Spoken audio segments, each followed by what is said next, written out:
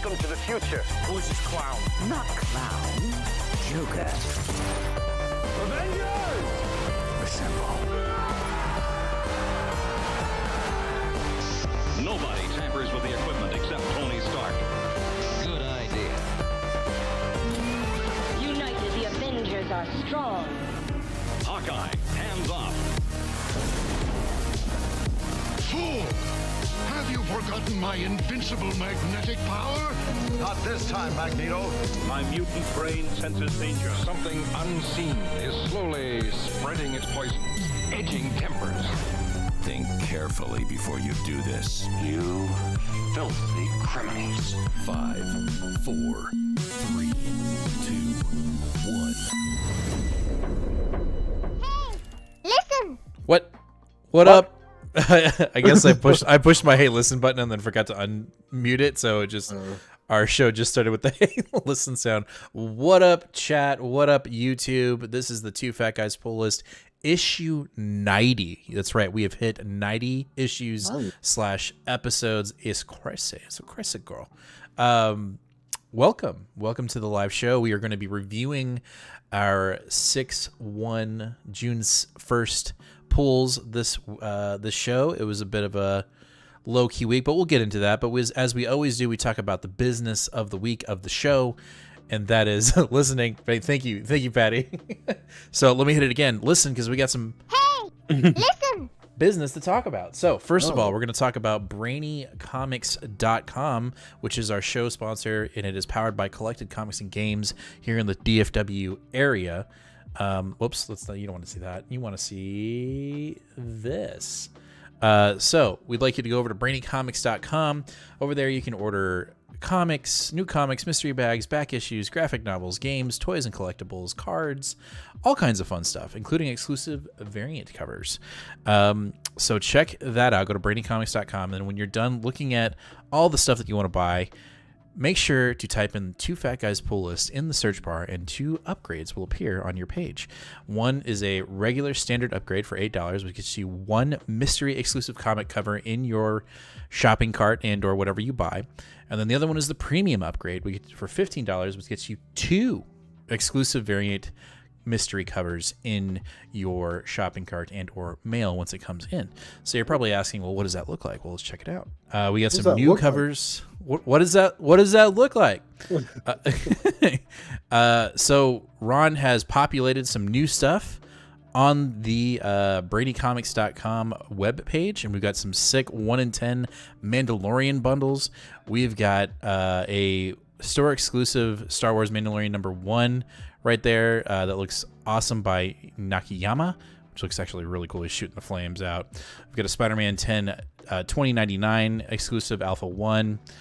We've got the Spider-Man #1 by Del Otto, which actually looks super sick. Time to write about X-Men. Don't worry, we'll get there. And then we also have the Hulk with the Titan Hulk exclusive cover here too. So there is a chance that you could actually get any of these covers and more in your mystery pool if you decide to upgrade by using the Two Fat Guys Pull List upgrade. So make sure to do that. If you're interested in doing that, please check that out. It helps out our LCS. It helps out us, shows Ron that we are promoting, obviously, our sponsor, because we want everybody to know about our awesome LCS here in the DFW area. So that is the first part of business. I think this is the button. Okay, I almost hit the hey listen button again. But hey, you know what? What? Listen. Let's talk about our giveaways that we're in the middle of. So yes, at 750 subscribers, we are giving away this 9.4 second printing, or CGC graded second printing of Silver Surfer Black, issue #1 with Null on the cover. At 750 subscribers, we will be giving away this bad boy. So to make sure to hit that subscribe button, ring that bell, give us a like. It's very important. Comment in chat. Comment if you're watching this as a past episode. Help us out. Generate all the analytics for us, please, so that we can continue to grow this show and really push it forward, because we want to hit 1,000 subscribers. Because when we hit 1,000 subscribers, we're still giving away the CBCS 9.8 Amazing Spider-Man #4. First appearance of Silk. This thing is rising like cream to the top. And we want to give it away. We want to give it away at 1,000 subscribers. We will be giving it away at 1,000 subscribers. So again, make sure to hit that subscribe button so we can take care of it, so we can get more new slabs and give away more stuff after 1,000 subscribers. Because we will be doing that, I promise. It's not just going to stop after 1,000. So thank you for listening, and let's talk about this week. So this week was... I give it a B-. I think, yeah, Comic Show's already hit it before we did. Big drop from last week. I'll give it a B-. He said his pick of the week is Black Panther issue 6, which we actually did not read. And apparently Storm makes a big appearance in a big way. She's my favorite. Well, we'll have to read it online. Anyway, yeah, I mean, this pool was already pretty tiny, and there's nothing wrong with that. Sometimes we have very small pools. I feel like it wasn't, because even though you had more. Well, I did, but look, I mean, we had how many oversized books? Justice League was $5.99, Shadow Wars $5.99, Action $5.99, Batman Annual $5.99, and then we had three. I had three oversized Dependents too. Did that space book come in for you? The Astral or? No, that's next week. That's next week. Okay, cool. Because I pulled it out and put Neverender in. Yeah, I mean, 1, 2, 3. I mean, it was a short week for Marvel. I only had 3. I know you had 4. Yeah, I don't know. It was weird. It didn't shock me, as you know, we stated in the new comic book DVD. Usually, sometimes these short ones, there can be some bangers, and this one it was just kind of like, there's a couple key cool moments, but other than that, it was just kind of like, let's get on to the next new comic book day. But let's kick it into gear. Let's talk about our X book of the week, and that is Knights of X issue number 2. Again, I'm enjoying this book, but it did seem there was an issue 2 slump. I don't think, like, not every page was on point. I think we kind of hey, we're on a quest, and now it's like, let's slowly start getting onto the quest and then really rush into it and then get back to slow again. It was like a stop go, kind of like learning how to drive, if you will, issue. Yes, I completely agree. I felt very this I think is a good example of Teenie Howard when she's a little bit off her game. Her dialogue and like her attention to detail just like, I don't know. It sort of like just wanders off. It feels like someone with ADHD wrote this, but it wasn't edited. And again, I'm just trying to portray a little example. Like we all have our own little ADHD moments, but like, yeah, I felt like the entire issue, I was like, okay, we're over here. Oh, okay, oh, here. And it's like nothing ever really felt concise. Yeah, there was a lot of jumping around. I think the biggest takeaway from this book, I think there are 2 things. One, Merlin obviously kind of just going fucking nuts and turning on people in Overworld that are actually Witchbreed / mutants, right? Like, that's going to bite him in the ass. And the fact that he doesn't see that is kind of funny. And then also this, we're getting snippets and small little mentions and grimoire pages about Apocalypse, and I'm telling you right now, that motherfucker's coming back. He is coming back in this book to save whatever he has to save.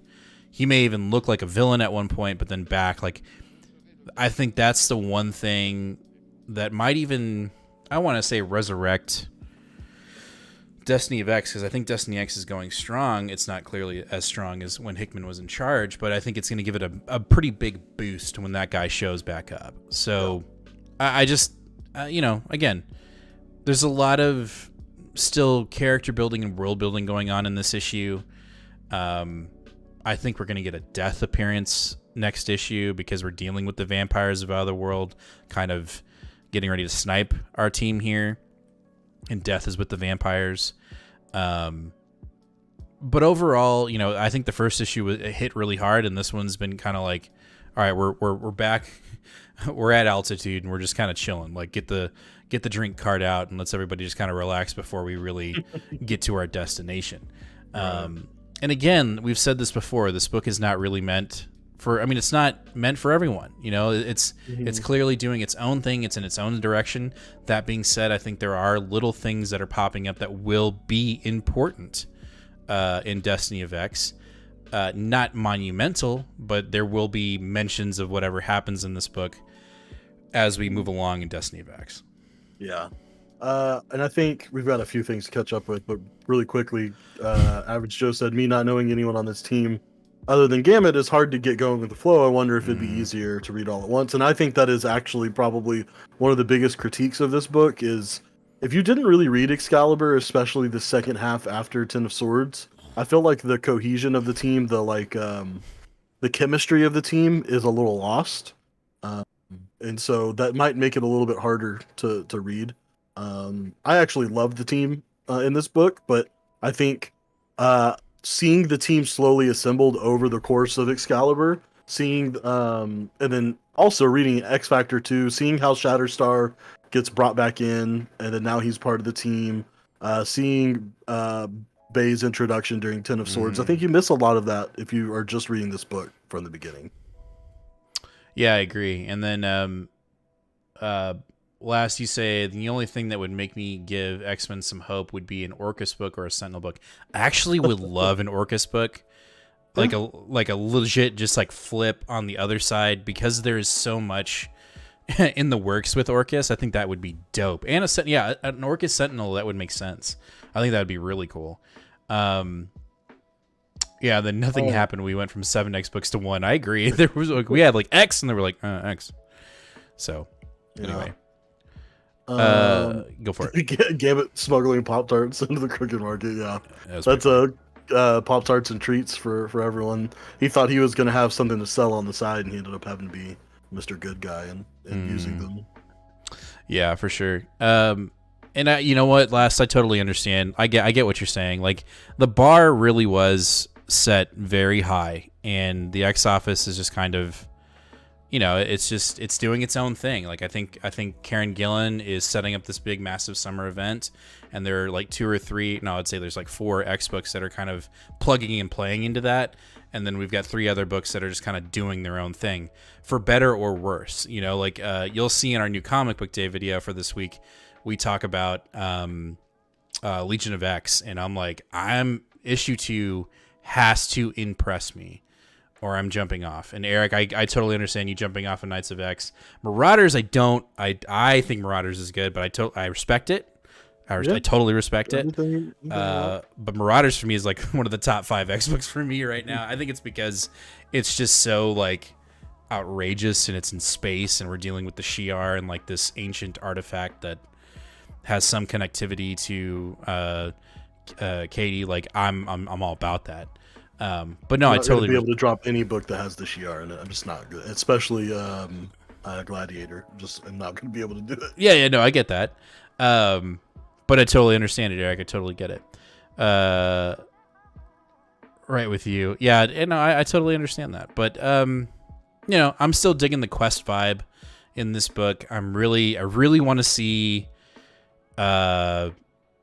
Merlin just fucking eat it. Like, I'm just ready for him to not be, and I know it's going to take some time, but I'm just ready for that. But overall, this issue was pretty middle of the road. It had its moments, but like, there's another book that we describe as like a fever dream. This is like a fever dream, but in the opposite reaction. It's like when after you have like a rush of adrenaline, you just kind of slow down, and then you have bursts of energy, and then you slow down again. That's my main takeaway from this book. I think the art's fantastic. I think the coloring is really good. That I don't think, obviously you would like Marcus on the book, but we can't. Can't be everywhere all at once. No, but that's where we're at. Bowman says the problem isn't different writers, but what's all this going towards? Orcus hasn't been making any moves. I think they will soon, though.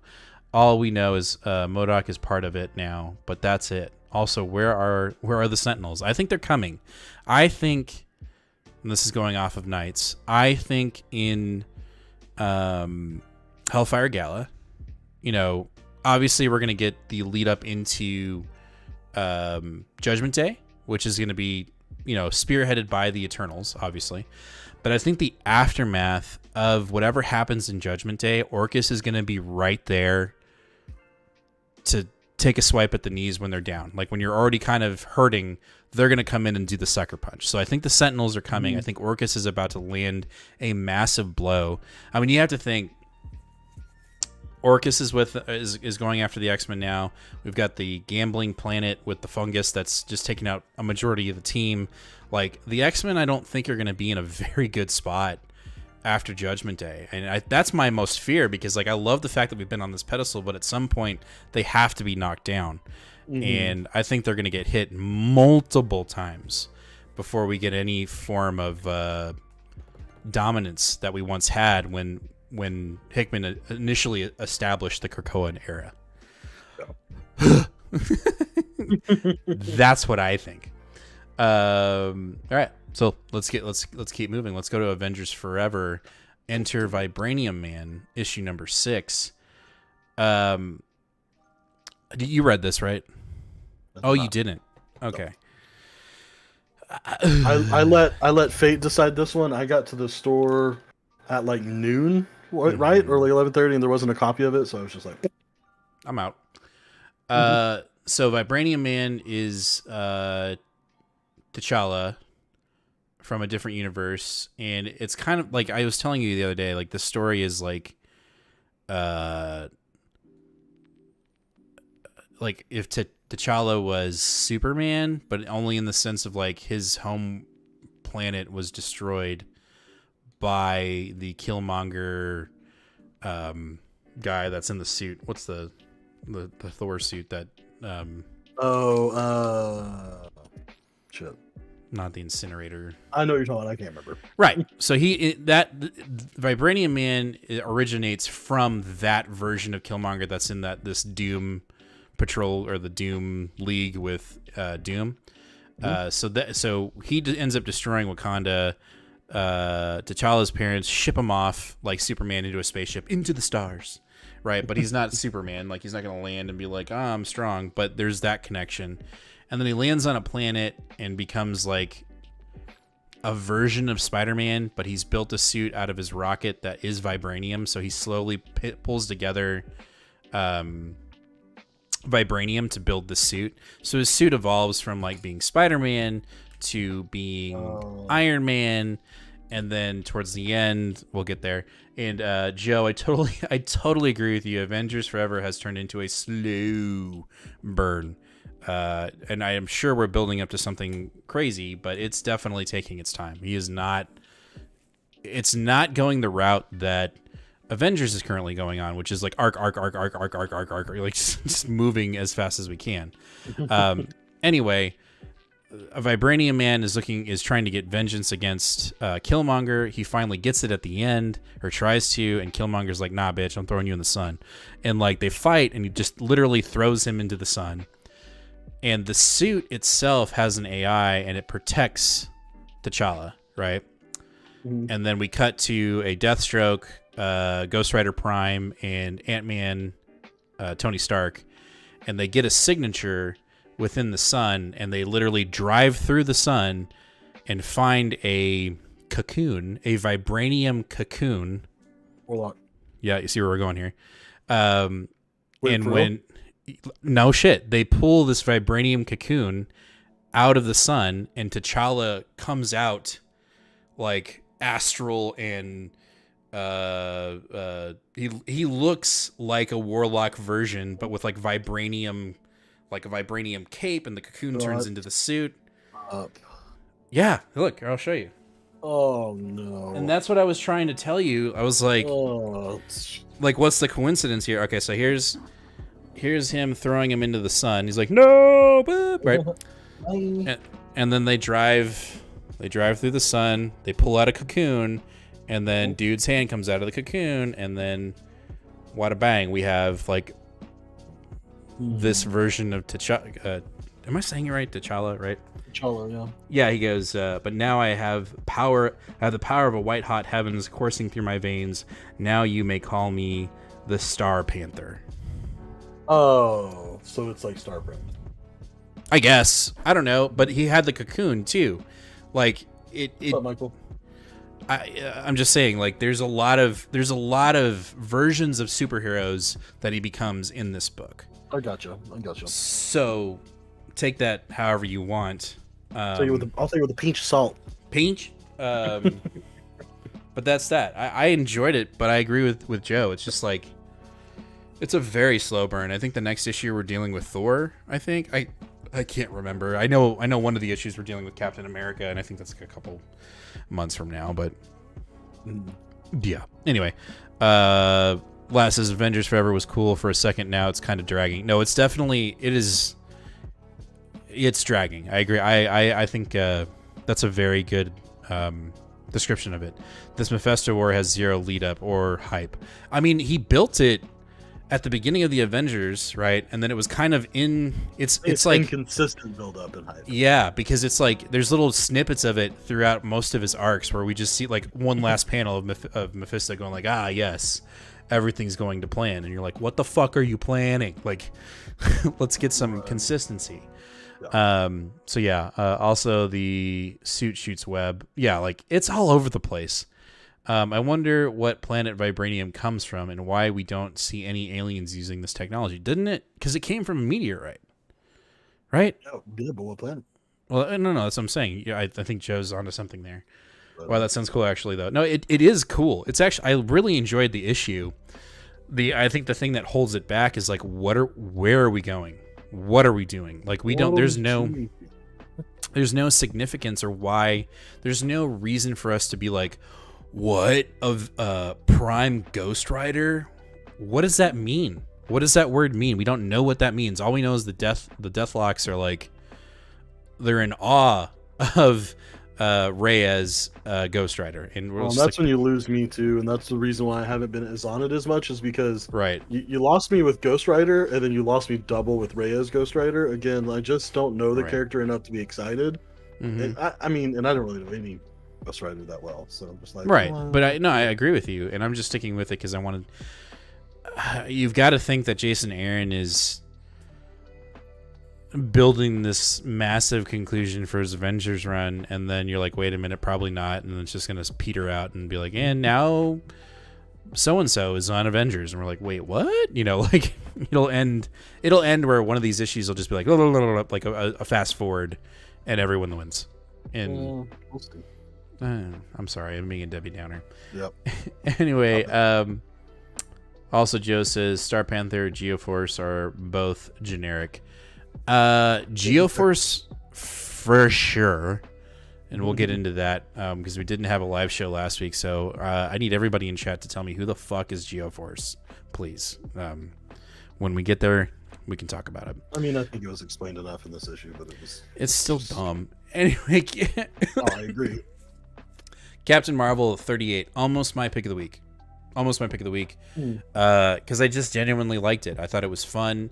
I love seeing Binary, and it's not our Captain Marvel. It's not Carol Danvers. I mean, it is, but it isn't.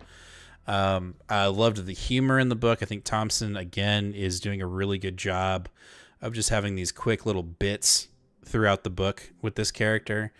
And I like that, we're building her up. She's trying to find her identity, and then she starts second guessing it towards the end of the story, which I thought was kind of cool. Like, she kind of looks in the mirror and she kind of starting to look like Carol, and you're like, like identity crisis. I liked her being mentored by Spider-Woman. And then I liked the back part of the issue, which is Carol has been transported to maybe an alternate dimension, or she's in some kind of mindscape trapped by Agatha.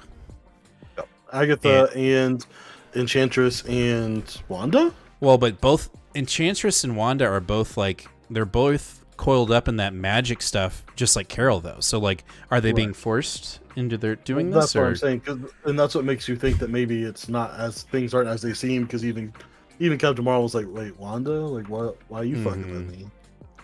Yeah, no, I genuinely liked the issue. I thought it was fun, and it's kind of, it's unexpected. I think that's what it is, because I would say that this is the perfect example of what we You always have at least one of them every week, and this is our Silly Goose Time comic of the week. Yeah. I've not had an issue of Thompson's run yet that I didn't have a good time. Like, it could have been silly, or it could have been maybe confusing or whatever, but like, all of the issues have just been a good time. They're fun, and they have heart. Here's a good example of what we were talking earlier with Thompson, with Teeny Howard's Knights of X. It was kind of up and down. You couldn't really it was really hard to follow where we were going and why, right? And you had to really like kind of look at it again to see like, okay, that kind of makes sense. With this book, it's consistent in the jumping of what we're doing, right? Like, it's the pacing and the writing are done so well that if there is a jump, it makes sense, right? Not like, wait, why are we in this part of the universe now? It's just kind of like, no, I get it. We're jumping because we need to figure out what's going on with Carol. No, I get it because we're doing a training montage with Binary. Yeah. I think that's perfect. And then on top of that, this RB Silva cover is just, it's amazing. I love it. It's fire. Okay, so help me remember something real quick. Okay. Star is a clone of Carol? Or Star. did I get that wrong? Star. Remember she's the one that has the reality stone? She's not a clone of Carol. She's an actual person. Okay. That the stone found. Like, got it. Fine. Drop that. Forget that part. Okay. How many do we still have Carol Danvers and her identity, memories, brains split up between 3 people? So like, you've got Carol Danvers, Captain Marvel. You've now got Binary, which is a split off of her. And this might be for the more seasoned X-Men veterans, but did we ever get a final conclusion of Carol Danvers, her like brains not being inside of Rogue? Because like, that was a huge plot point for years. That literally, like, Rogue would get knocked out and be unconscious, and then she would sit up and it would be Carol Danvers just in Rogue's body. Oh, I don't know. Eric, you still here? Like, right. Like, I haven't heard of anything like that since the Claremont run, but I haven't gotten far enough into the run where that's been resolved yet. So interesting. If anybody knows, tell me that gets resolved. Yeah, for sure. Either way, this was almost my pick of the week. But like you said, it was a Silly Goose Time, and there was another book that just kind of, I was chomping at the bit to get some kind of resolution, and I didn't get it, but we still got like a lot. So I was like, that's my pick of the week. That was so Beaumont says that was animated only. Sure, Comics 110%. Do you know what? I can point you to multiple comics where that happens. Like time. Do what? Like what year? Do you know? In the 80s, in the late 80s. I mean, it happens in the early 80s, and it's there ever since. So like, if you go to any of the Inferno run, past like the issues of Uncanny X-Men after Inferno, 240s, 250s, or something like that. Okay. You'll see it multiple times. The girls like go on a shopping trip, and it's like Storm and Rogue. That's the issue that Jubilee gets introduced in. Oh, okay. They're like shopping at the mall and shit, and they like Carol Danvers is in charge of Rogue's body, and she literally is like, Rogue would never go for us doing all this shit, and they're like dressing in fancy dresses and doing their hair and all that shit. Yeah, it's 100% in the comics. I did not know that. I didn't even know that was a thing. Yeah, it's a thing like that for years. Okay. Like what it happens in issue of Uncanny around 190 something, and it's been there ever since. Like it's been there ever since where I'm at in the 250s. So I mean, you got to think at least 4 years of canon. So gotcha. Joe says, I've started reading this run on Captain Marvel, and it's really good, but lots of events like to jump in this run. First War of the Realms, now I'm on the Empire arc. No, yeah, it just feels like everything's doing that now. And I wonder if I hope that kind of, I know it's not going to go away, but that being said, we've kind of hadn't had, like, let's take, what's his name? Dan Slott's Fantastic Four event. Like, no one's really been fucking with that, which is kind of nice, to be honest. And I think it's really nice for my wallet. Because when we did it with Donnie Cates' shit, I was just like, oh my god, I don't want to read this. It just didn't make any sense. Last is they brought it over to the comics, I believe, for more of a canon, but it didn't last long. But I remember Rogue had a meltdown and her powers were brought down and nerfed. Yeah, no, this is early 80s to mid 80s. This is way before the animated show. So what? Let me give me some character, because I know it vaguely. So Rogue is a mutant, yes? Yes. Okay. Mm-hmm. And her power is to when she touches you, she doesn't mimic. She takes your power. Takes your power. Now you can gain it back, but she takes your power, and the longer she's in contact with you, the more she takes it. Well, what happens with Carol Danvers is she's in contact with her for so damn long that Carol Danvers almost dies. And this is when Rogue was still a villain, when she was with her moms, because Destiny and Mystique are her moms, by the way. Her yeah. And she is in contact with her for so long that part of Carol Danvers' psyche lives in her brain. And multiple times throughout the run, when she gets physically knocked out, during a fight, Carol Danvers takes over the body until she gets knocked out again, and then Rogue takes over the body again. But there are two psyches living in Rogue's body for years in the comics. I'm sure you could do a Wikipedia. Rogue stays in charge for a long time, but then all of a sudden something will happen, and then it'll be like, oh, it's binary. Or at one point she has a nervous breakdown because of some trauma from her childhood, and her psyche retreats in her body, so Carol Danvers' psyche takes over. There's a lot of multiple personalities going on in Marvel. Yeah. What up, Jaden? We are so glad you are here. I logged off Dan Slott's 4-1 after they made Franklin a human. Don't even. Oh, we rioted forever on that. We're still rioting. We're still upset about it. And actually, I love Dan Slott's run besides that point. And if he doesn't fix that, I will still say Dan Slott's run's a failure. I agree. He doesn't fix that. It can keep getting better and better like it has been, and if he doesn't fix that, it's a total failure. Rioting in the streets, I swear. Joe, I know this is from last week's topic, but does it bother y'all as much as me when things don't add up to form from book to book, like Iron Man as Iron God or Thor's hammer finding the Avengers book? Yes. No. The short answer, I knew yours was yes, and I knew mine was no. Okay. It bothers me, Joe, and it bothers you too. It's going to take forever to really get there, but you can't. I know.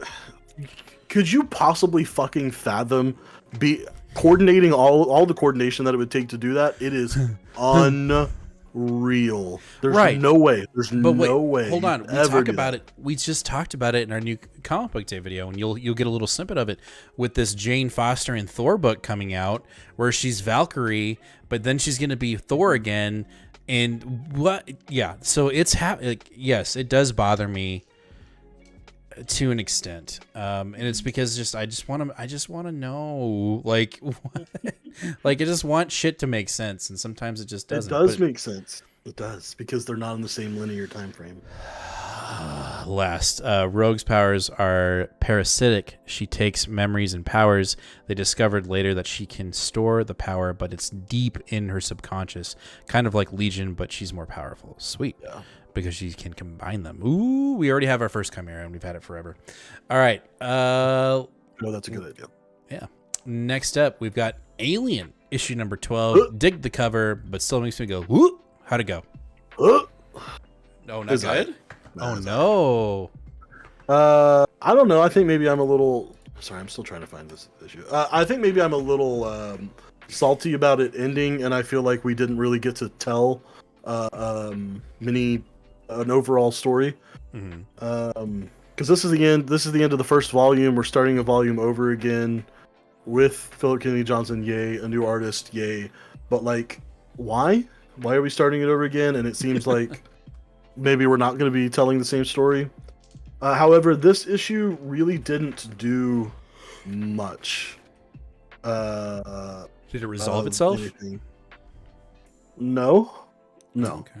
So yes and no. So the main girl, the one in the front and the cover here, where she doesn't like the aliens not latching to her face. Mm-hmm.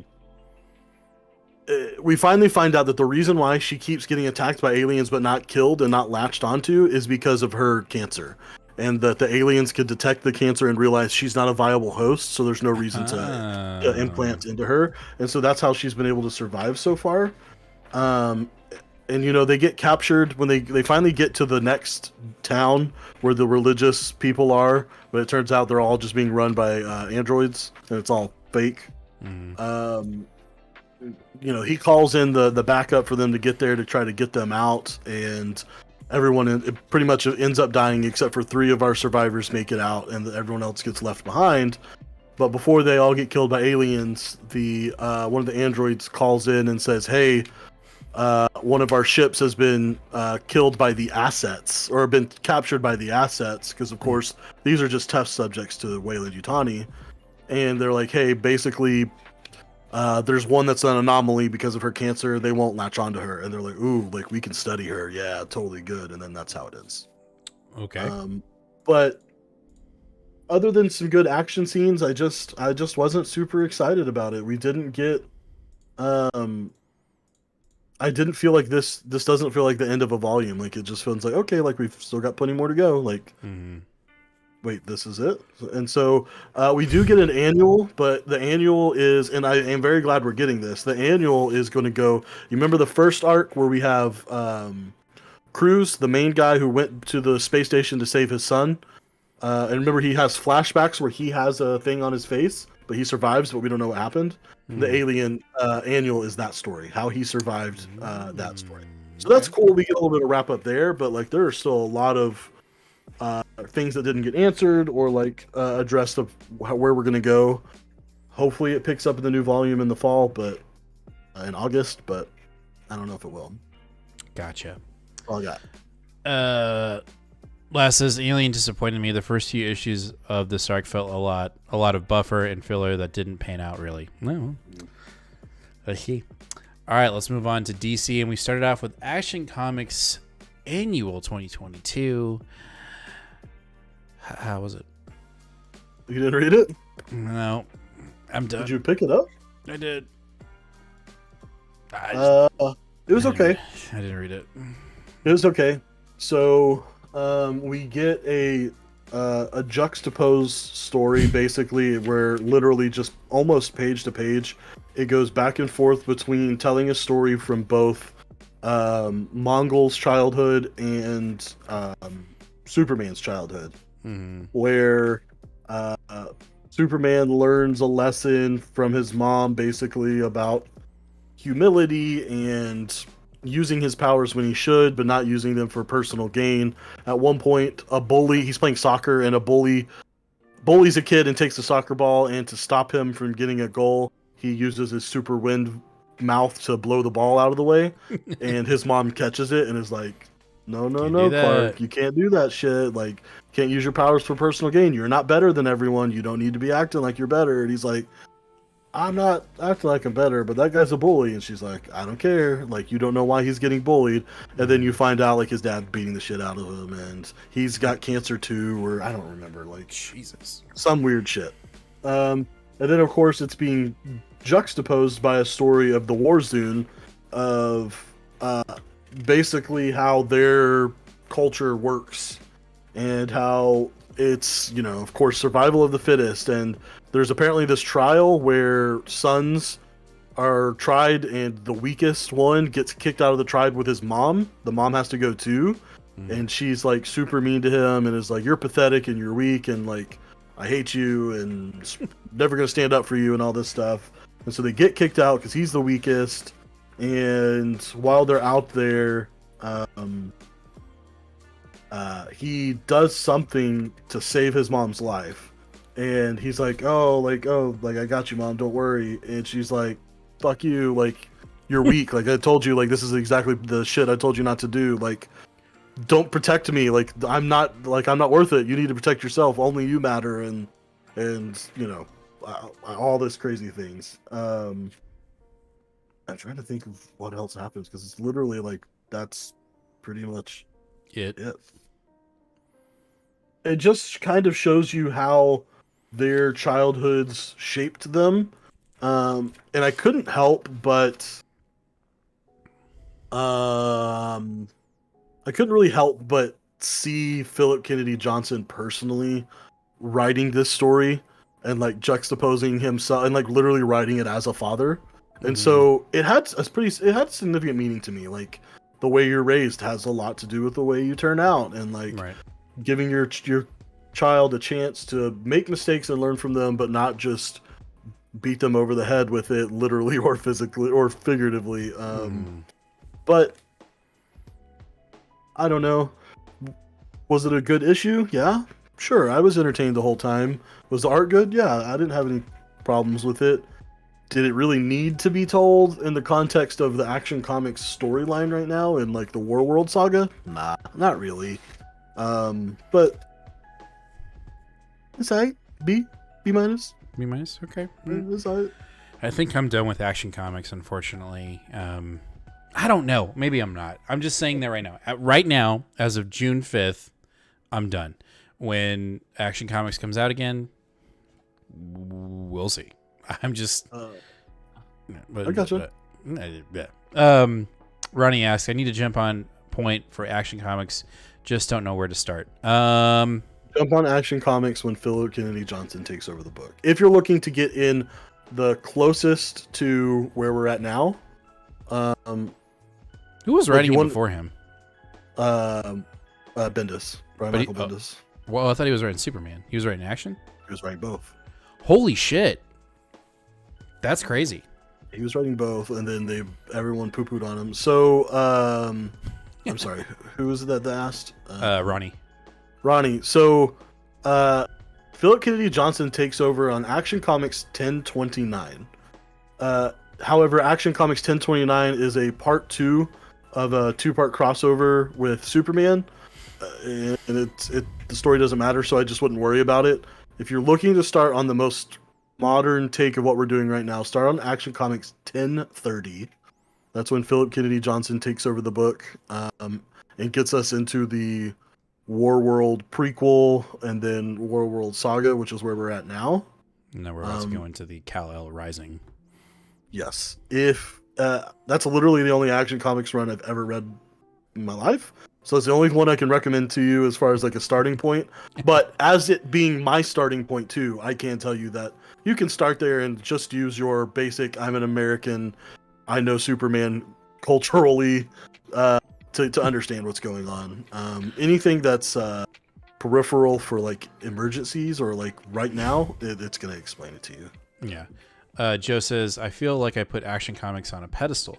I dropped better comics before, but Action Comics is so OG that I feel bad. I understand that. I'm trying to think of what comic for me that would be. I think for me, that comic would probably be X-Men. Like the story can be just bleh, and I'm like, no, I like it. It's the X-Men. I can't, I think that for me is where that is. So, all right, our second annual of the night is Batman Annual for 2022. It's a Ghostmaker story, Batman Inc. I'll keep this short and sweet. I demand a Ghostmaker book that has nothing to do with Batman. I understand. 100% know for a fact that's not happening. I understand that. I'm just telling you. I liked this book when Ghostmaker was in it. I could give 2, excuse my French, fucks about Batman Inc. I don't care. I do not care about any of those characters. I don't care about the entity. I like Ghostmaker. I like Clown Hunter. I like that dynamic and how even Ghost Hunter's like, fuck off. I don't want to do any of this shit. I love all of that. I do not give 2 flying fucks, sorry again, for Batman Inc. I don't care. I don't care. I like having a Batman story. I like the Batgirls comic. I don't mind. I love Nightwing. I would like a Ghostmaker story. I do not care. I do not want to be force-fed Batman Inc. I don't care. I don't care. You're not being force-fed because no one's making you read it. No. Yes, they are. Hold on. Because it's Ghostmaker, and I want to read Ghostmaker. And I feel like Ghostmaker is being forced to run. He is, because even Batman in this book is like, hey, I want you to run Batman Inc. And he's like, nah, dude, fuck that. And then he ends up doing it anyway because he's like, no, I can't, I've got too much of an ego to say no. But I don't know. I don't. And when Nate gets back here, I'm going to read chat because you're right, Patty. Ghostmaker goes so many title options, right? And then amen. Joe says amen. I put ASM on a pedestal. I definitely dropped or avoided better stuff to always pick up. Yeah, I get that. I dropped that thing. I couldn't take it anymore. But hey, Joe said amen. Listen. I agree with you. I'm not interested. I'm not as extreme on the Batman Inc. as you are. It's whatever to me. But the question is your feelings about and your hatred for Batman Inc. that strong that you're not going to pick up the Ed Brisson book when it comes out in August? No, I'm not buying it. Yeah, okay. I'm going to pick it up because it's Ghostmaker and Clown Hunter. Like, I don't care that it's Batman Inc.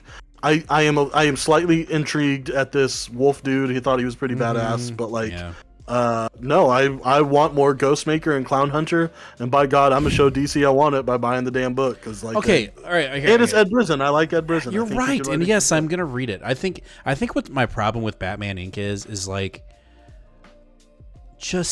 I think what bothers me, and this is purely aesthetic, right? And it's just the concept, and I get that this was built a while ago.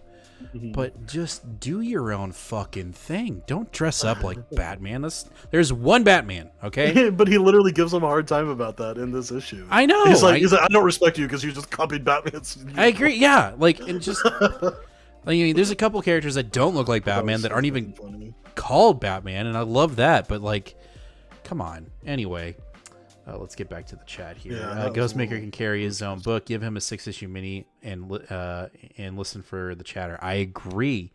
Jaden says, I agree, strong enough characters to have his own series, but maybe DC has no confidence in the character. We all need to write letters to DC. He has. I think they have significantly less confidence in the character because Tinian's not there. I guarantee you, if Tinian said, hey, I got a 6-issue mini for Ghostmaker, they would just start chunking money at his face and just say, here you go. But yeah, like, so here's the thing, and I agree with you, Last, I'm not trying to pick on you, James. I am trying to pick on you. You guys got to give it up. I know he's gone. You guys getting stuck on your Tinian and Hickman stuff. You got to give it up. You can't be living in the past. I'm not listening in the past. I'm not living in the past. I agree with what he's saying, but that being said, I think there are enough people that have read Tinian's work on Ghostmaker that he can be written by anybody because they understand the tone, okay? And he needs to have his own fucking book. He's a great character, and the other Tinian character that needs to have their own book is Miracle Molly. Like, the concepts behind those characters were so strong, and like, I mean, they made the reason, like, those characters were in the books, they made our picks of the week. Yeah. They deserve their own books. Patty, I think you hit the nail on the head, at least for me personally. I like Ghostmaker for a lot of reasons, but his design is sick. Is the biggest reason why I like him, because it is just amazing. Yeah, for sure. And then, let's see here. Moon Knight is better than Ghostmaker, though. Yes, I agree with that, but I don't know that they're comparable either. Like, that's why I go with that route. They're not comparable. Can you compare the two? DC doesn't care. They dropped and popped all over Yara, Flora, the Brazilian Amazon. Yeah, I read one issue of that and I was out. And I don't know. I don't know. I don't even want to go down that road. Again, just give him his own goddamn book. I don't care about Batman Inc. And maybe Batman Inc. will end up becoming Ghostmaker Inc. Maybe it'll just become the Ghosts. Mm-hmm. That would be the shit, right? Like the title literally morphs into that down. And yes, I will be picking it up, but I still don't care about that. Well. Anyway, Justice League, Road to Dark Crisis. We had a little mini conversation before the show started about this one. Why? Why did we need this? 100%. Why did we need this? It all starts here. No, it started in Free Comic Book Day. No, it started in Death of the Justice League. It didn't start here. This is like a director's cut of what everybody's doing as the crisis is beginning. This is what this book is. And this book specifically has me very worried about the tie-ins, and not the worlds without Superman, Batman. Yeah. I think those are going to be very strong titles, but I'm worried about Flash, even though probably Flash is very integral to the Dark Crisis event, and I'm very worried about Young Justice. I'm just, because of this book specifically, it doesn't feel like it needs to exist. I said it. Yeah, I mean, yeah, there were a few things here too that I are nitpicky, but didn't seem very good. I didn't like the Dick and John story, mainly because I didn't like Dan Jurgens drawing Dick Grayson like he was 42 years old. So bad. It just read very cheesy too. Honestly, I also didn't enjoy the fourth wall breaking closeness of it all, of them hardcore acknowledging how everyone fucking dies and then comes back. I don't know. To me, it's just like that's one of the unspoken things a little bit in comics. Like, we as readers get that, but like them as characters, I almost feel like maybe they shouldn't get that because it's so fucking dumb that like you break the suspension of disbelief when even they recognize like, wow, we don't really have to worry about death because they're always going to come back. It's like, wait, oh, so, yeah. Then what's the none point of of you the guys event? are going to care? Yeah. Right. Also, I'm pretty sure this takes place. It feels like this takes place after they're dead, but like issue 1 is supposed to be like show their vigil and stuff where they're crying and shit, and so it's like, wait, I don't know. Well, I like this. Joe says context maybe, but I don't know. We need more meat and potatoes, bruh. I understand that. I get that, but this just felt, and this is the statement that Nate will crucify me with, and that's fine. I don't care. My perception, and I know I'm wrong, probably, is I perceive it as a cash grab. Like, 100% wrong. I gotta have all of them. I gotta have every single issue. I gotta have every book for, so I have the whole. I'm like, I don't know, but that's me, and I know you already fucking wiped the floor with me in our pre-conversation about this, so we don't have to go down that road. But anyway, I did like the what's the dude that's that creates the machine? I don't know his name. Pariah? Is that his name? He's the guy that I should obviously know if I'm talking about DC literally at all, but I just don't, because I've never read any Crisis before. Right. I liked the context there a little bit. I thought that was a good story. I don't understand who that last girl is that Stephanie fights for a little bit. I don't know who she is.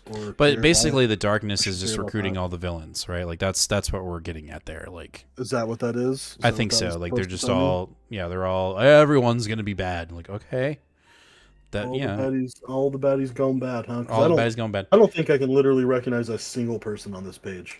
Last says, yeah, these people are. No, I don't remember. Last says, so we went from Death Metal and Snyder's run to JL to another Crisis. We couldn't have done something smaller and create something for a stepping stone for another big event. I think,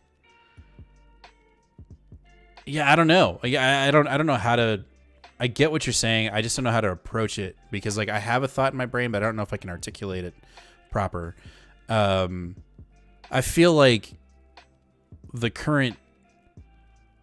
No, that doesn't make any sense. I don't know. I don't know. Because everything has been really kind of in a flux since Death Metal, right? Because after Death Metal, they were supposed to be Infinite Frontier, right? And that never really happened, but it did. Well, it was supposed to be 5G, and then that didn't happen. Right. Then it was Future States. Then that was only half-assed done. Then it was Infinite Frontier. Yeah, I think we're in this... I think, and I could be wrong, but maybe Dark Crisis is a informal reset, if that makes any sense. Like, we're not getting a reset in the traditional sense that like all the stories are going to #1, all the characters have new origins, blah. But it's more of a reset to like, okay, We didn't do 5G. We didn't do Infinite Frontier. We didn't do, what was the other one? Future State. Future State. We did it all half-assed. And then we kind of came out of it going like, what are we? Oh, Wonder Woman's back, and like, but not really, but she is, and oh, all this just, oh, and Superman's losing his powers, and he's going off to Warworld, and oh, Batman's going to Europe, and oh, now everybody's dead. And so I think DC is in the middle of trying to kind of get back to ground zero without calling it a reboot or a reset.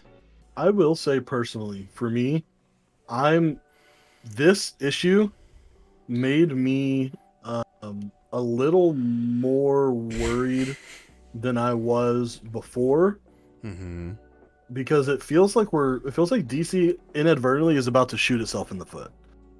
We're, at least in my opinion, as a DC reader that's fairly new, which obviously like.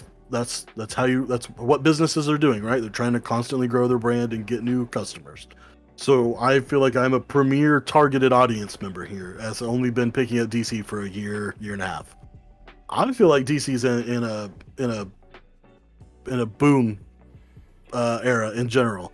You got a lot of people, whether I don't care about the drama, the sales show you that Superman Son of Kal-El is doing amazing. Action Comics is doing well. The Batman book has been doing well. It's fluttered with Williamson a little bit, but the Tinian stuff was great. I think the Nightwing is in its best period that it's been in years and years. Probably since the 52 when he was like a spy and shit.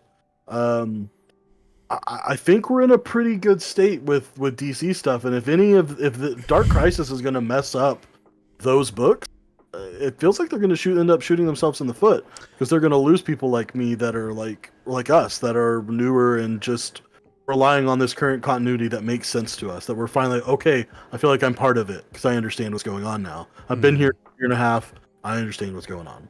Hey, Rich, there's no need to apologize. We're just glad you're here. What up, man? Joe says, and you notice DC hasn't shown anything on Wonder Woman's side, and she's part of the Trinity and gets nothing. Yeah, that's interesting. But she's been gone forever too, and now she's back. But I don't. It's so weird. Can we get a "It all starts here" soundbite, or maybe "It all ends here" and everything will change? I will totally. Everything will change. Everything will change. Bowman, I think after Final Crisis pooped everything. Pooped everywhere, they should restrict writers who have little imagination from using these names, recognizing titles. It's like Marvel when they made Civil War 2. Huh? I still haven't read Civil War. Well, 1 or 2, actually. Okay. Joe says, where can I track comic book sales? Cool. I think I have that here.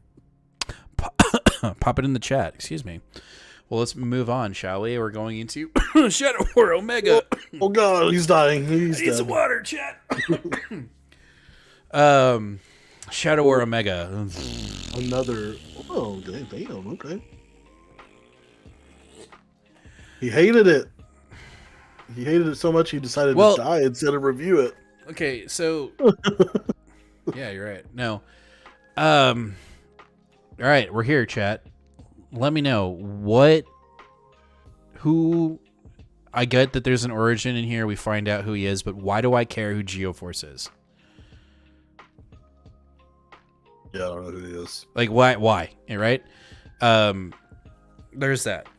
Okay, so he's the guy that killed him, and well, my country. I'm like, I don't know who you are, bro. Like, I don't even know who you are. And then on top of that, like, we get the showdown with Talia, and she doesn't die, but she puts her, she allows herself to be arrested. And then, you were right, and we knew we were right. Obviously, he's going to get resurrected from the pits, but because this crisis event is coming, the pit has been tampered with, or the darkness is in it. So when Deathstroke is resurrected, he is now an agent of the Dark Crisis. He's within the darkness. Ooh, I don't know. I think this was sloppy in my opinion. I don't know. Geoforce is popular in Young Justice. Oh, interesting. Well, there you go. the show on HBO Max. You shouldn't. They aren't important, Jim. Thank you, Jaden. Geoforce was also on Young Justice Season 3. Not an interesting character. I didn't care about this problem. His problems. I mean, I'm right there with you, and I don't know anything about it. 0 out of 10 would die rather than review. I mean, this is the problem that I have with us going into Dark Crisis. Shadow War was like, this is the event that's going to change everything. And you're never going to read Batman or any of these titles ever again the same. And then it was like Geoforce. And then it was like, oh, by the way, Williamson is jumping off of all these runs. So why do we give a fuck? And it's just like... Because he told his story. This is the story he wanted to tell. You didn't like it, that's fine. The story sucked. It makes sense. This is the story he wanted to tell. No, you're right. You're right. This is the story he wanted to tell. And at the end of the day, I was buying into this hype that Williamson was like the next big head of DC. And it's kind of like, I remember Geoforce and Young Justice, and now I'm going to make him the villain of a book. And you're like, what? You know, and then this is what's going to irk me. I mean, I'm so negative Nancy right now. What's going to be frustrating for me is in, let's say, 5 years. Right? We'll get this new event. And we're like, right? And then it'll have this little sliver of a connectivity to go, who's this guy? Oh, yeah, he's the guy that started the Shadow War. It's Geoforce. And you're like, what are we doing? Like, just little shits like that. I don't know. I'm sorry. Be positive, please. Can you? The art was really good. Look at this great spread. I thought that was really neat. No, yeah. I thought what is his name? Segovia did a great job. And then we got a little bit of Howard Porter. I like his sketchy stuff. I thought this was a great little way to end the book. It was cute. I like seeing them together. They're about to start fighting again, but I thought it was cute. Father's Day on a 2-page spread. Yep. I like the epilogue where we got to see Howard Porter stuff. I don't really like. This makes sense how Deathstrike is going to be involved in Dark Crisis in some way. Yeah, more integral. Yeah. He turned the pool into black goo, and he's like, "My killer got my wand." Okay. Yeah. Overall, I am glad I read this event. I think that from a story standpoint, it was meh. I thought the art, the whole run was good, and I now have the knowledge of that for when it comes up again, so I'm not upset that I read it. No, you're right. You're right. Yeah, we will have knowledge when someone else references it. I'm going to start saying I got Geoforced when a big arc ends back. God damn it, it was another Geoforce. I love it. Anyway, let's get to chat real quick, because I need to read all of these things. Joe, I don't know. I was told the Shadow War story plays a big part into Dark Crisis, and all we get is a 2-page end in this run. Agreed. Yeah, this arc felt a little lazy. Joe coming in with a big fart. Agree. Rich, the story was interesting to me. The big bad of Shadow War was a letdown. I think that's what it is for me. It's like there was this massive intrigue and like mystery to who it was, and everyone's kind of guessing, and then it's like this very random ass character that you're like, what? Like, it felt totally let down. I think it would have been cooler if it would have been Alfred disguised as Red Hood disguised as Deathstroke. I think that would have been totally cool and way better. Anyway, it's a way better version of what should have happened. Let's see here. Blah, blah, blah, blah, blah. Why does your Williamson sound like Jordan Peterson? It's right over my head. Joe says, amen, Jim. Right hand up, amen.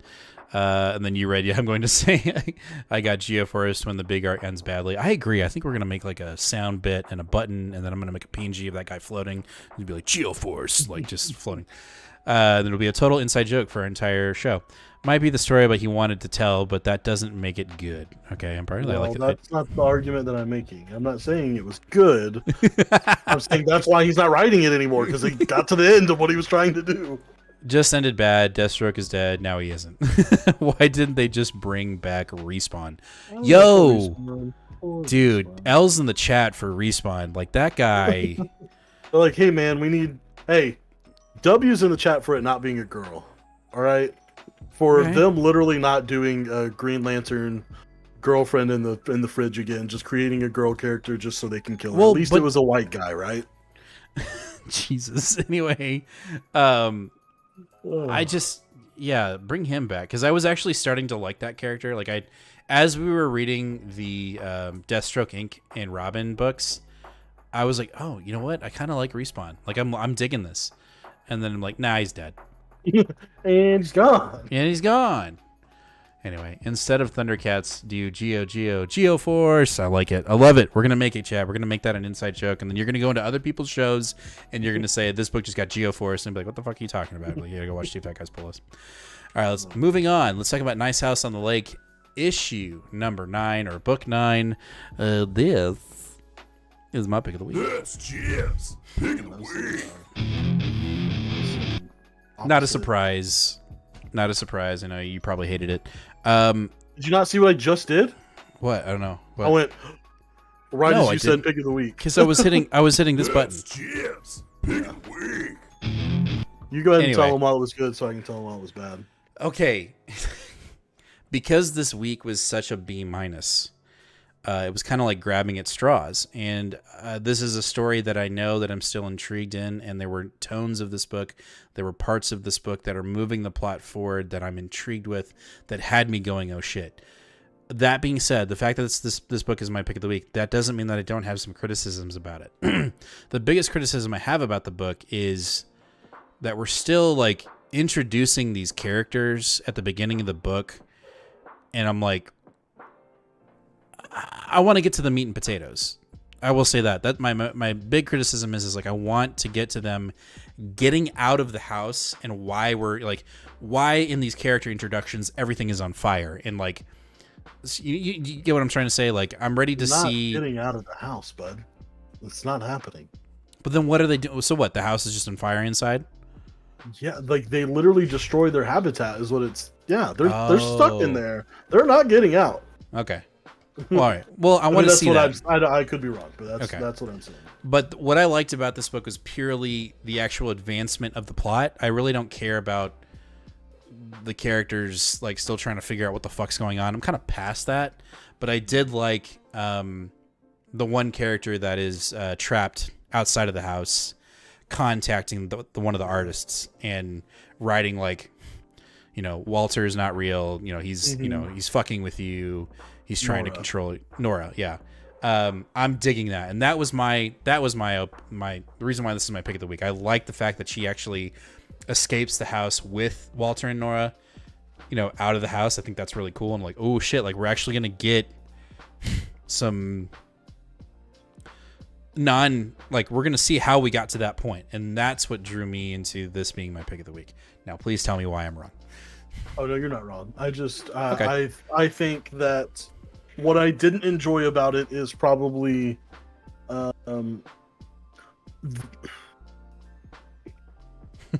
totally disagrees. Totally. You hated it. disagree. You hated it, chat. I don't hate it, but this book is asking too much of its readers, I think, of keeping up with things month to month with an inconsistent release time. Right. We've already had a big break in between, and we're already about to have another unscheduled big break.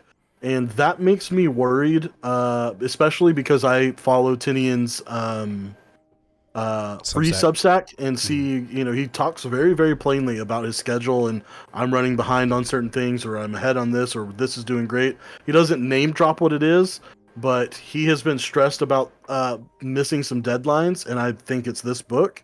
And it really worries me that this is a book that if you don't have it wrapped up, but if you didn't know how it was going to end at the beginning, you're going to fuck it up. And Tinian is not known to do that, or at least I wouldn't. In my head, he's not known for fucking up endings, but like, I'm very worried, and I think this book is asking too much of us to keep up with that. Apparently, maybe he's not keeping up with himself. I don't know. I read this book and was like, wait, what's going on again? What are we doing? I had to remember that he brainwashed or re-wiped their minds. Luckily, they tell you in this issue, because they didn't remind you last issue. And I actually am the opposite of with you. I actually think one of the things that makes this book really strong is it's to me it's kind of like a character study. The background of what's happening is really not what's important here. It's a character study of these people as individuals and showing you how they react and how this is all interceding. And I think that this issue was pretty weak with that. Besides the beginning introduction, which we always get each issue anyway. No, I see what you're saying. I'm ready to like, when we got that initial shocker moment when they showed when they touched the statue and they saw what was going on in the outside world. Like I'm ready for that kind of like boom, I'm just ready for, but just multiple pages of it, not just one massive grand reveal on the last page. The other thing I really liked about this episode is Walter just losing it. When he tells Nora then you fucking tell me how to do it. And clearly she's broken him down, right? He's at wit's end, right? And I like that. And the other thing I like is when they go into that dark room and she's like, "Oh, there's nothing here." And he's like, "Well, you can't perceive it with your feeble mind, puny human." And I thought that was pretty cool too. I'm looking forward to the conclusion, but now that you've put that worry in my brain, I'm worried. Sorry. Let's go on to another Tinian book. The Closet. Yeah. Do the thing with the button. Did I fuck up? Should I pick this book up? I mean, I liked it a lot. I think you would have enjoyed it. It is just 3 issues, so I mean, it's not like you've got to make a big commitment to anything. Okay. Tinian is the absolute fucking king of horror comics because he realizes that scary pictures aren't just the scariness of what horror means. And there's a lot of talk about highbrow horror, especially in movies right now, where they really don't ever show you anything scary at all, and it's just Your brain. You could turn out to be a bad dad, and that's scary. And it's well, motherfuckers, it is for us that are dads, goddamn. And really, that's kind of what this book is about.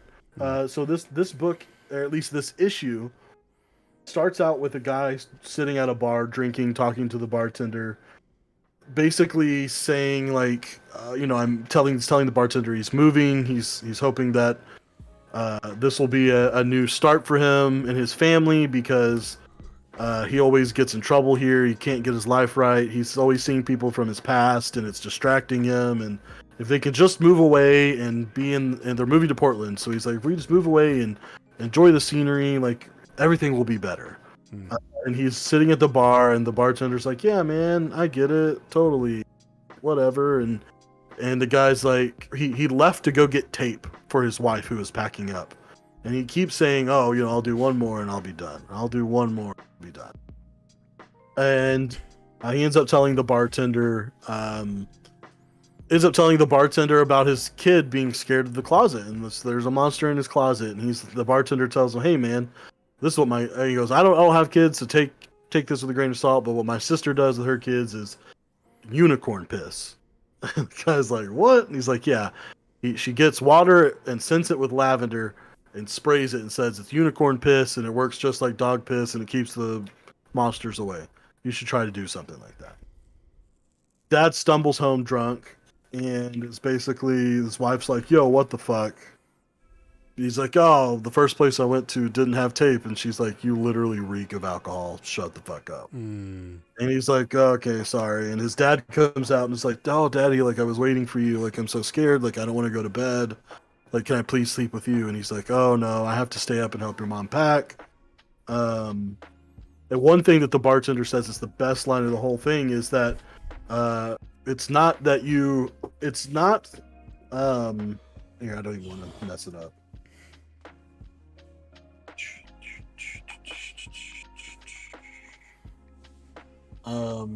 He said, the guy tells him about the unicorn piss, and the dad says that's insane. He goes, "I mean, I think it's more about taking their fear seriously. Otherwise, kids will learn that they can't go to their parents and trust you with any of their fears. Ooh. And I was just like, yo, what the fuck? Like that just hit me so hard. Like as a dad, as a kid who's 2 years old, who sometimes like when I put her down to bed, she goes, I'm scared. Like that really fucked with me. Like it really did. And I realized that for some readers, it's not going to be like the same thing.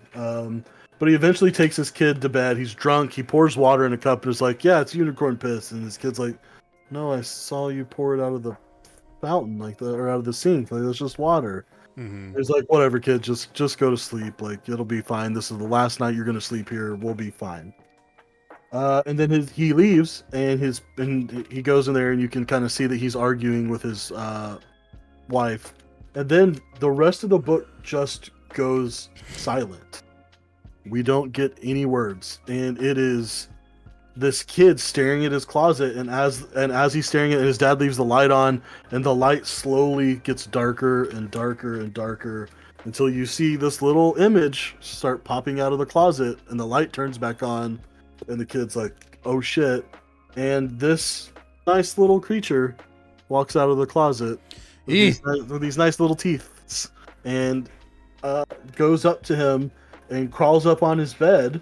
And the kid like starts crying and closes his eyes, and then opens them and sees what it seems like is what he thinks is the monster crawling into his boxes. Oh, like I'm gonna move with you. And he starts screaming, and then of course they run in there and like, what's going on? What's going on? And they're saying, he keeps saying, he's coming too. He's coming too. Meaning like, yeah, he's coming with us. Oh shit. And the dad's like, oh, it's okay, kid, you're fine, you can come sleep with me tonight. And then it just ends with this a nighttime shot of his boxes in his room, while in his empty room. And that's the end of the issue. All right, it's my pick of the week. I was just like, god damn, like, you just terrified me about two different things. One, about being a terrible fucking dad. Like, that's some real horror right there. Yeah. And then you like scared me about being scared of a monster in my own goddamn closet. Yeah, like, right? Like, absolute perfection. Even though this week was kind of mediocre, A++, one of the best comics of the year. For me, easy. Loved it. Let's get back to chat really quick. Stefan talks about Nice Hustling. He goes, I think they need to get to follow through with Comedian's plan. He seems to be really a real creative with his request. I was hoping to get a part 2. This issue, they turned him down. They all walk outside, just die at the end, die because you can't comply. Ooh.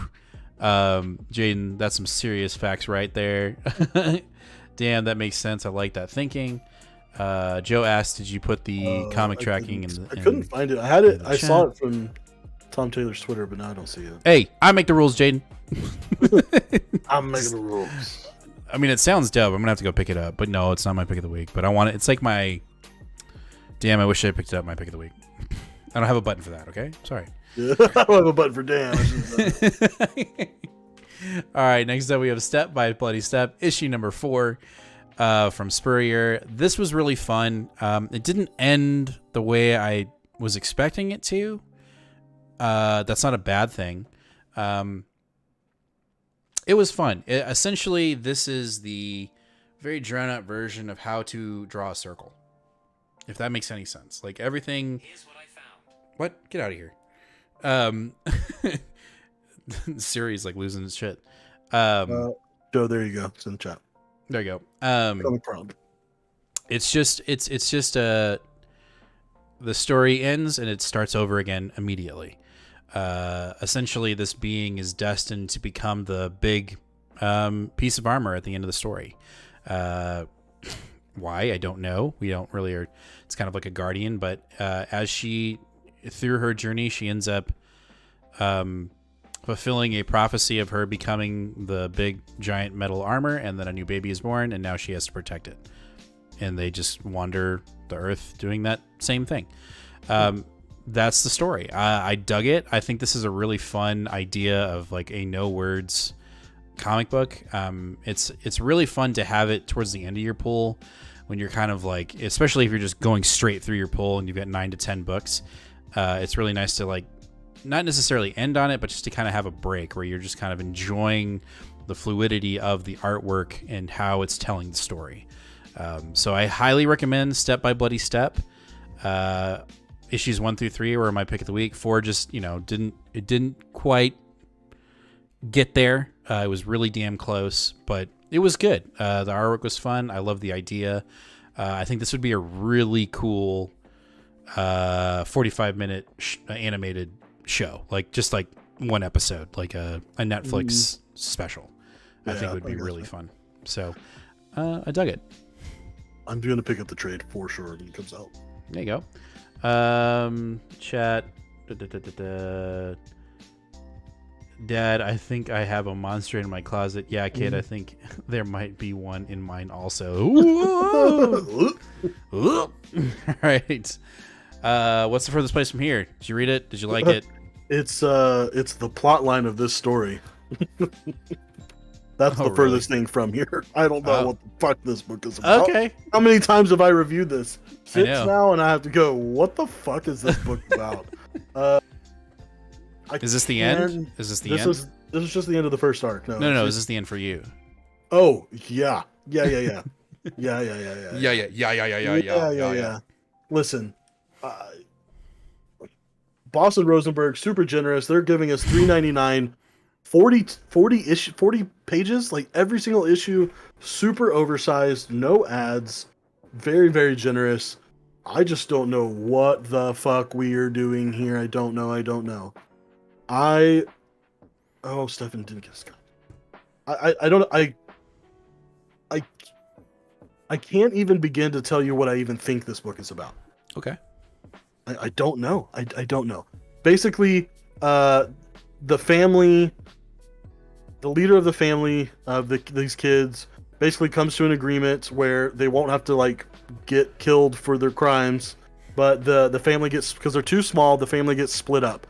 And they basically get fantasy drafted off. And each family says, all right, I'll take you. And then the leader of the family gets ostracized to the keepers, whoever the keepers are. Apparently they are adults that are out at the edge of town, and they get dropped off with them. And they're like, welcome to the rest of your lives. And I don't know what that means. And but there is, when he does say welcome to the rest of your lives, and he's like an adult with a gray beard, there is a kid with a leash on his neck, and he has no arms and legs. So, oops. That doesn't seem very good, but I don't know what any of it means. It's kind of weird. Maybe I'm not high enough. Maybe I'm not young or old enough. Maybe I'm not too hipster enough. I don't know. Wish I did. You will not see this book on the show anymore. I don't know what to say. Oh, man. Patty on the Closet. The Closet book and Nate's thoughts on him getting scared about two things made me wonder what would happen if the whole family had the same phobias. Just a thriller book of a family scared of the Booger Man.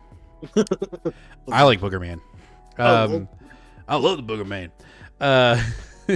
Gunslinger Spawn was my indie book this week. McFarlane and Booth is doing a wonderful on this character.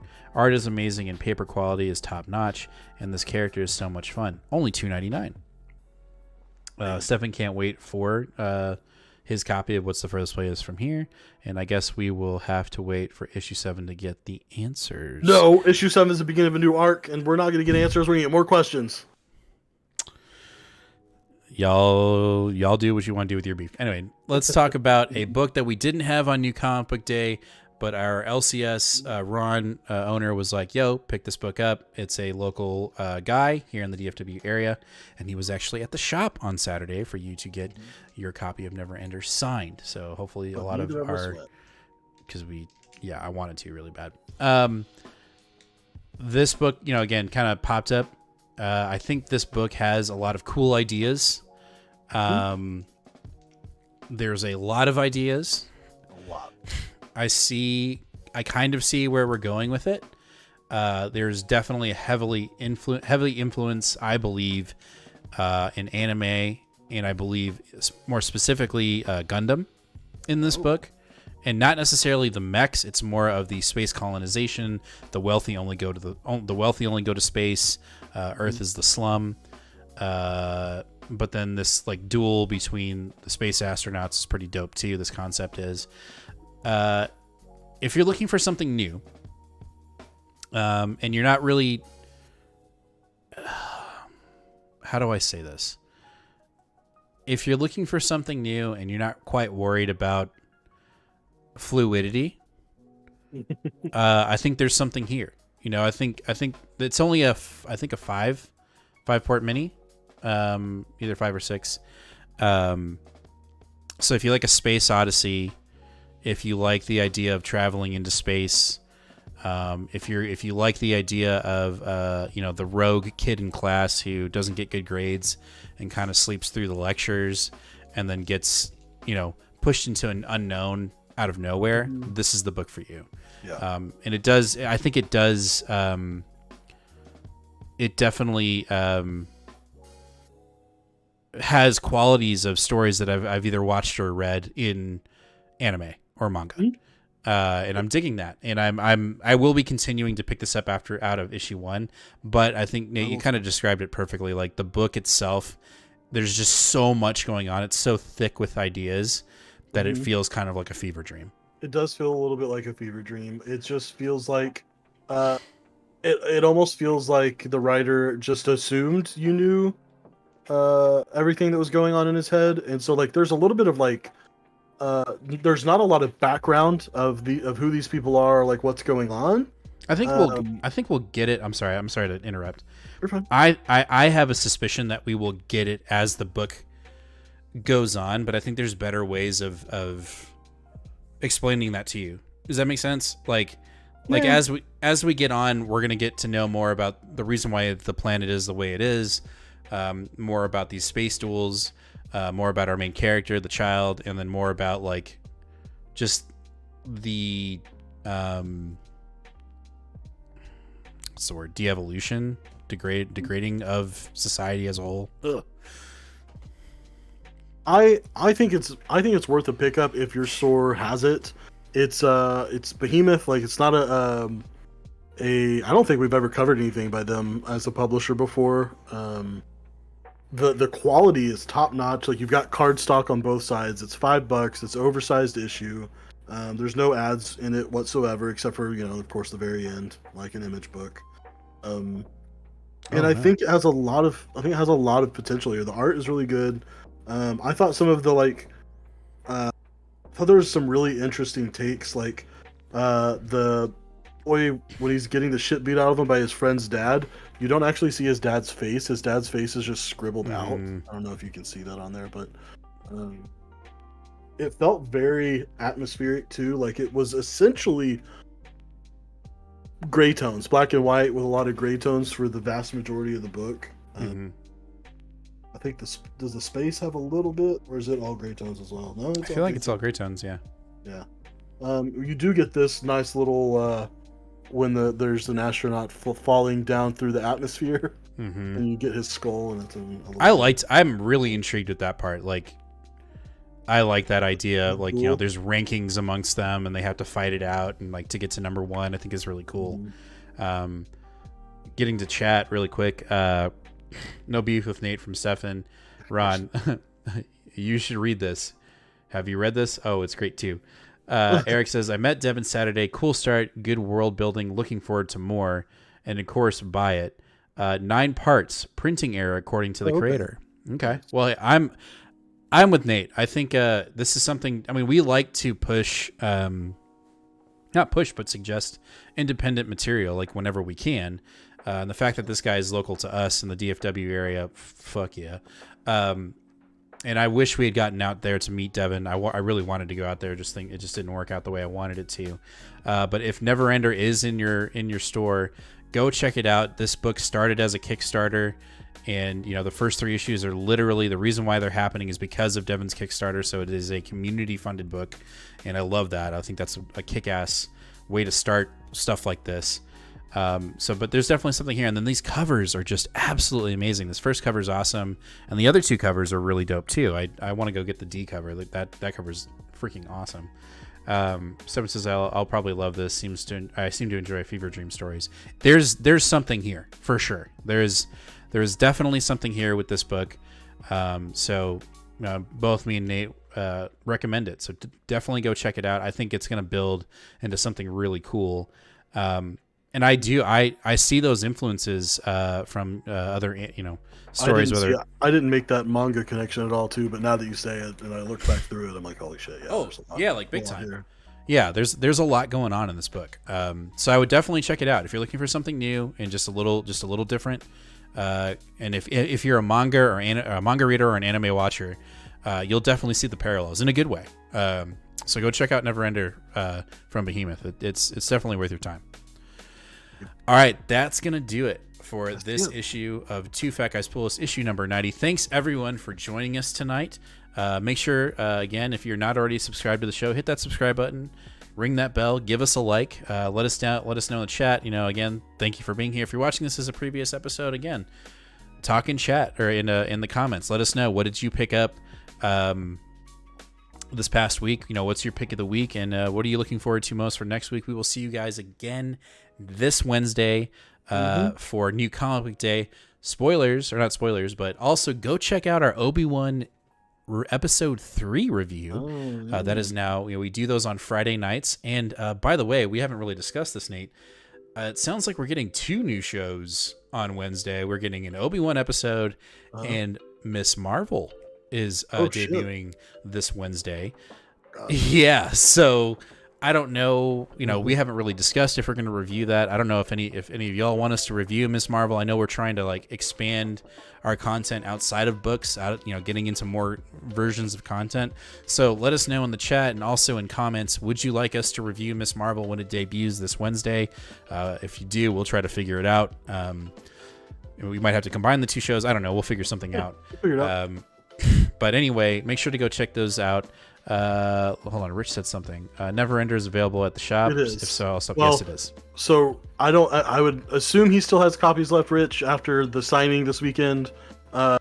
He bought into the book pretty heavy because he knew that he was stopping by the shop.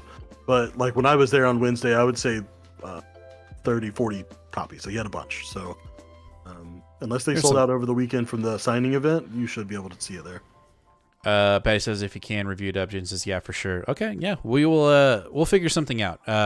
We may just do a live for Obi-Wan and then end the live and then start a completely new live for Miss Marvel, so that it kind of cuts it up into 2 pieces, so that there'll be 2 episodes specifically. So you just wait for us to go back live on Friday. We'll figure something out. It'll literally be a 30-second break. Anyway, again, we appreciate every one of y'all. Thank you for being here. Thanks for supporting us. Make sure to stay safe out there. Read more comics.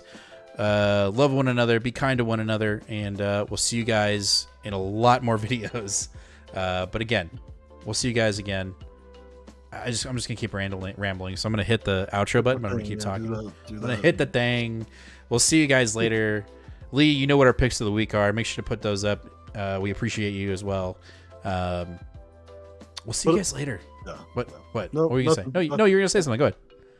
I wasn't. Bye. No, you were saying something. You got to go poop, don't you? No, actually, I don't, because I haven't had dinner yet. Oh, so you want to go eat? Yes. Okay. Bye, guys. We'll see you later.